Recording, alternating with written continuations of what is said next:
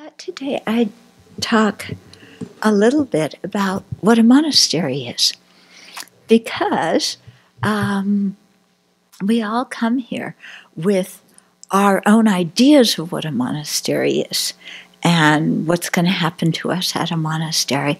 And probably most of our ideas don't fit the situation, okay? Because what's usually familiar to us in the societal institutions and group situations that we know already are school, okay, where you have semesters with specific topics, you have a curriculum, it starts week 1, it ends week 12, you have quizzes, you have midterms, you have a final exam, you have a paper, and the purpose is to imbibe a lot of information, and then to tell the teachers basically what they already know, to show that you've learned that information.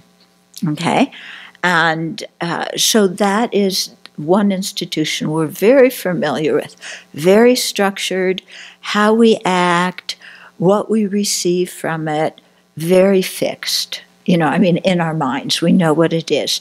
The teachers are there to teach, they're supposed to teach us, and, we can like them, we cannot like them, it doesn't really matter, and we're there to get a grade. Okay, and some people, sure, they go to learn things, yeah, but just kind of normal, regular, yeah. Then the other institution, societal institution we're familiar with is work. Okay, so work, you make an application that exaggerates your good qualities. You don't tell the people what you don't know, and you don't tell them your faults, either on the application or after you start the job. So you keep a lot of who you are hidden and put on a face that makes you look competent and good and knowing what you're doing and so on and so forth.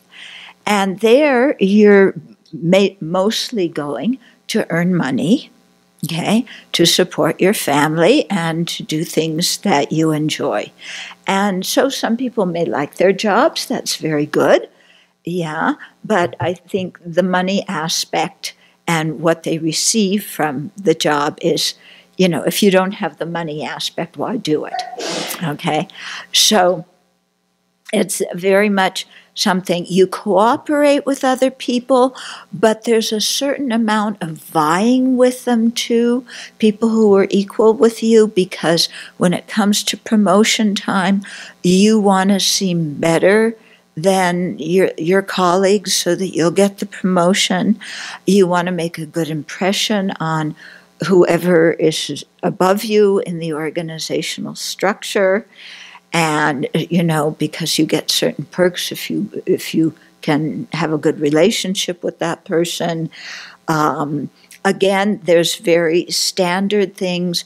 You are employed for a specific period of time, or maybe, until you quit or whatever, and you get this much pay, and this is your job description, and everything's very clearly, neatly laid out. And, if you work for a good company, they're going to come talk to you about your career expectations and what you would like, if in the future, if you continue working for that company, what kind of positions you would like, what kind of things will bring you job satisfaction. And, and your mind is on, going through these stages that society considers to be success. Because you make more money, you get a higher title, maybe you get a corner office eventually, or, whatever it is. Okay? So that's another institution we're very familiar with. And the third is family. Okay? So family institution, a mother and a father, or maybe a mother, maybe a father, maybe neither these days. Maybe you're living with a grandparent or an aunt or uncle or who knows what. but those people are responsible at least for feeding and clothing you and for bringing you up, okay? And, you know, as children, you know, most parents kind of, I mean, they love their children and they want their children to be and have everything that they weren't able to be and have. Okay? So parents, when they bring you up, they have specific ideas of who they want you to be, what makes you happy, you know, how you're going to take care of them when they're old. So there's a lot of expectations within families. Again, there can be a lot of competition and vying between siblings for parents' attention. There can be, you know, you hit teen years and you rebel, and that's, you know, kind of everybody knows that, and, you know, you hate your parents, and your parents really they love you dearly, but they are pretty fed up when you're a teenager, and you just hope for the best growing out of that. Okay, I'm just making loose general terms. Not everybody's the same in here, but I'm just, you know. So, but what I'm saying is these are the three kinds of situations that we're very familiar with. Okay? In school, we're there, what can I get out of it? I need the degree, I need the recommendations, I need the after-school activities to make my resume and whatever. So it's what can I get from school? Work, what can I get out of work? You know, I want money, I want job satisfaction would be nice, but I really want a promotion and I want status. Maybe you want job security. You know, people can have other things. But it's what can I get out of it? Family, you know, from the child's point of view, it's also what can I get out of it? Yeah, my parents had me. I didn't ask to be born. They're responsible for taking care of me and making sure I'm okay and feeding, clothing, and educating me. And I can take what I want or don't want, but I don't really owe them anything. Yeah. Although, you know, there's a lot of expectation in there about what you should do for your parents. Okay. But in none of those three situations are we going in with the mind that says, what can I give? Yeah, in those three situations, it's all, you know, how can I fit in and how can I benefit? Yeah. You come to a monastery and this is totally different.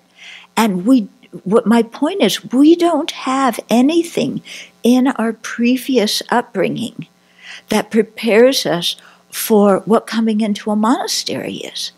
Because when we come into the monastery, what are our purposes? What can I give? Yeah, what can I give? Yeah. How can I contribute? Of course, it's about developing our own mind, you know, deepening our Dharma practice. But why are we deepening our Dharma practice? Why are we studying and learning concentration and meditating? You know, it's to benefit sentient beings, to be able to give more. No other institution in our society has that as a platform, as your value for coming in, of what can I give? Also, when you come into a monastery, part of it is we are part of a tradition that began from the Buddha and has passed from one monastic generation to the next, to the next, to the next. And we are trained, we're trained to see ourselves as just one link in this process where we're receiving this immense amount of precious and blessed material and knowledge and so on from the practitioners that came before us. And our job is to realize it and preserve it and pass it on to the next generation. Yeah. So we're charged with preserving something that is very precious, not just for our family, not just for our alma mater, not just for the job we work at, but for all sentient beings.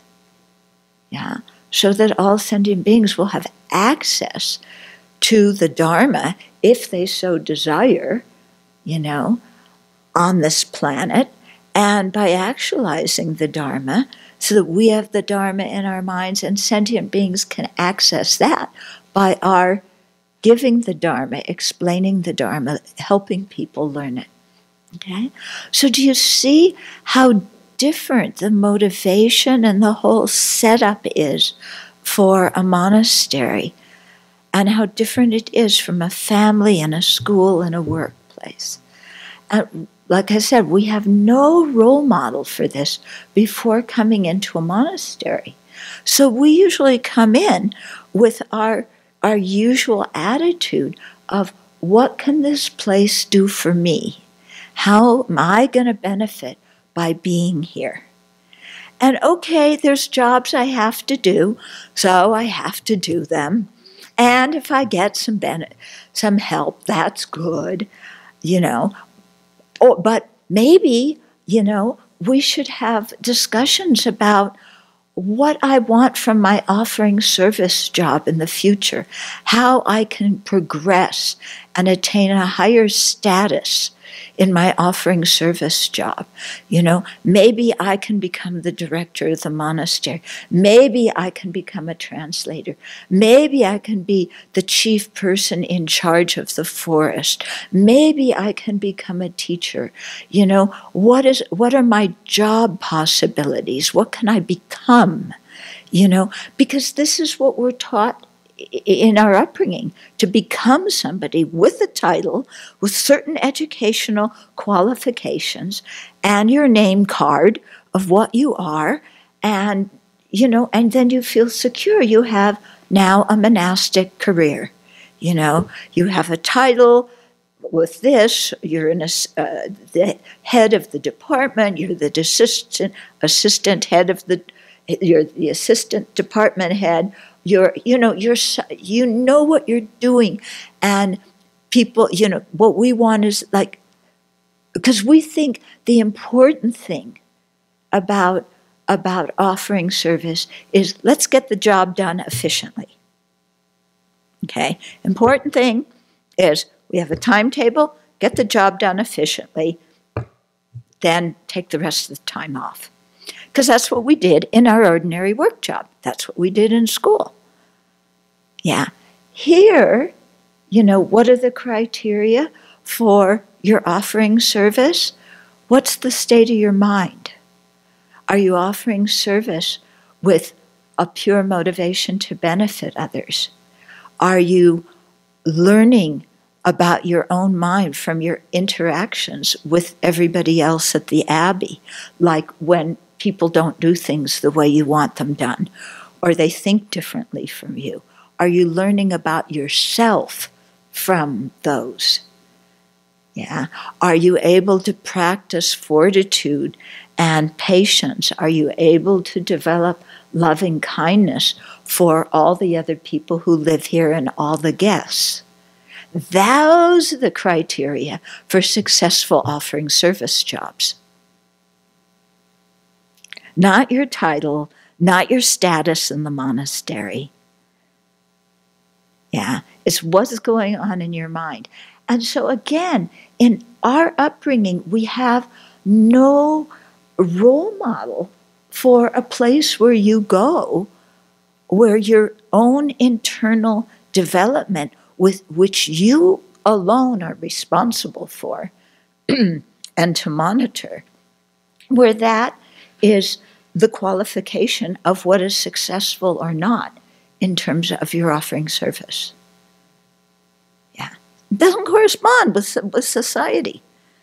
You know, our motivation for going to the monastery, thinking, what can I give? How can I preserve this tradition? That's not why you go to school or get a job. Yeah? So again, coming here involves this incredible thing of re-socialization. Yeah? Because a lot of our old attitudes, they just don't work here. Of course, we bring all of our old attitudes and our old expectations and our old assumptions with us. And that's where we keep bumping into things, because the criteria here are different. Yeah? So it's really, in our offering service, what's going on in my mind? Not, this is my office and this is my job and only my job and you stay out of it. Or this is my department and I need help, so you come in here and help me. But this is mine and I have territorial clinging to it. Yeah? That's not why we're here in the monastery. Yeah? Okay? So just be aware when you're training here, if you keep bumping up against things, this is why, because it's a very different place here than what you've ever experienced before. Yeah? And so, of course, you're going to bump up against stuff, and you're going to go, what are people doing here?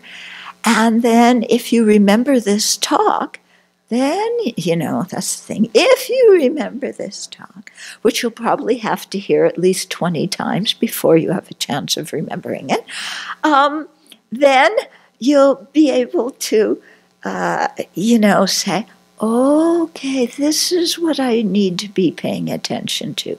This is what I need to be doing right now. And then accommodate your behavior to how things are done here. Okay? So it's a little bit rough and tumble job sometime, huh? But, yeah, what are our real values in life? Yeah, if our real values are the what can I get out of this and what status can I achieve, if that's what we really want, there's the whole rest of the world you can go do that in. But if that's not what you want in life, then we have to adjust. We have those values, but sometimes it's really hard for us to live according to our own values, because we have so much habit in the other way. Yeah, so we have to be clear on our values, clear on the values of the monastery, and then keep practicing. If those two sets of values correspond, then keep practicing to, recondition our mind so that we can live according to our own values. Okay? And that, from a Dharma perspective, is a successful life. Because at the end of this life, when we come time to die, there will be no regrets because we've lived according to our values. Yeah? We're not going to fear what happens at death time because we've abandoned negativity and created virtue. And we can be satisfied with this life. Maybe I gained some realizations. Maybe I just planted a lot of very deep seeds of the Dharma in my mind stream. But how wonderful it is to have spent this life doing that. And now I can go on to my next life with all those seeds of the Dharma and slowly nurture them, lifetime by lifetime until I become a Buddha. Yeah. So then there's a real feeling of contentment and fulfillment at the end of our lives. Venerable, yesterday you asked Jeffrey Hopkins, right, what he sees as important for preserving and spreading the Dharma in the West. Mm-hmm. So maybe I was wondering if we could request you to share your views on that too. I guess I've been thinking about it in terms of, yesterday we talked about where is my refuge and things like that. And sometimes I think the way I've thought about it is sometimes there are things that we do in the West that I might call skillful means, not so much the Dharma, but we also put some energy into that to help with communicating it or understanding it. But it is not actually the Dharma. And then from my side, it's learning to not get distracted or to balance or to be clear. That's not the Dharma. Right. Yeah, but so I don't know if, so within myself, I wonder how much we have to explore skillful means to help to preserve and spread the Dharma. That's my own personal question, but I would like to know your views on what you think will help to preserve and spread the Dharma in the West. Sure. Yeah, I won't talk about that now, but maybe later. Yeah. Also, because the questions could be, is because we're preserving a tradition in a modern circumstance. So we're changing some of the external things to preserve the tradition because the culture is different. We aren't Tibetans. We can't do it their way. Yeah. And even within Tibetan Buddhism, it has to change because society is changing. Yeah. And so that's another set of things of how do we maintain the authenticity, and the beauty of the Dharma, and yet communicate it and organize our communities in a way that corresponds with the needs of the people now. Yeah. And this is something that you need to think about long and hard. And you need to be in the Dharma many, many, many years before this becomes clear. Yeah. It's not just, after a year or 2 or 3 or 4. You have to really understand what is the Dharma, what is culture. Yeah. And we aren't, like in the Tibetan community, they don't distinguish those two. They never had to. Yeah. So, but now I'm starting that talk. I better stop and give that talk at another time, okay? Yeah. I worked with some activist groups. One where we were trying to protect the buffalo. And I was around a lot of people that worked in different capacities, volunteering for different activist groups. And they definitely had an attitude of what can I do to contribute to changing for a better world. But I think a big part, for one thing, when I was around those groups, I had to look at our motivations a lot. Say, how much do we just want to be around this situation? Because it was sometimes around very nice people. But also what we lacked, I thought, was some common philosophies and some that commonality of wanting to work on ourselves, where a lot of it was an outward trying to change external things. Yeah. And there would be some people, that like, I don't have any possessions, but what is in my backpack, and trying to live some level of renunciation. And there's some pure motivation in there somewhere, but there's a lot of other things going on. And, right. There's a lot of troubles too, because there's a lot of anger that we weren't working on our own selves. Yeah. Yeah. So a lot of those people really mean well, but they don't have the tools to deal with the emotions that come up in their mind so that they can really stay doing that long term. Yeah. So I wasn't trying to imply that nobody else has good motivations for what they do. Yeah. But, it's like you said, it's outward directed. We want to change this external situation, and that depends on changing other people. And here we're wanting to change the internal situation, and through that, then open an opportunity for other people to change.